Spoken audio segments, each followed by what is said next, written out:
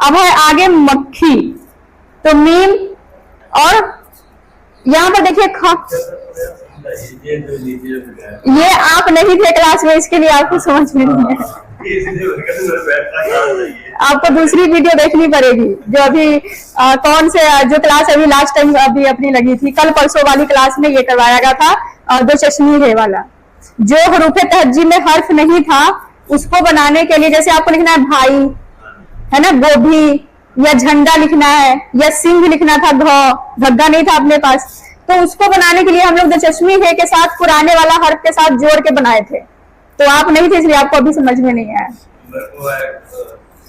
अब आपको ये वाले ख का भी नहीं पता चलेगा, क्योंकि एक ख पर बिंदी वाला है, तो वो जैसे खुदा लिखना है तो ख पर बिंदी वाला, यहाँ पर लिखना है नॉर्मल खखा है, जैसे खाना, खाद, खीर, मक्खी, तो ये वाला ख कैसे बनाया जाएगा बताइए सर? हाँ, तो चश्मी है तो किसके साथ जोड़ेंगे? काफ के साथ, काफ के साथ, काफ के साथ जोड़ के बनेगा ख।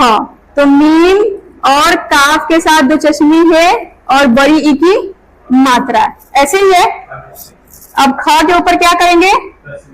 तशदीद, क्या बन गया? मक्खी। अब ये वाला इसके लिए है, ठीक है, बड़ी की मात्रा के लिए।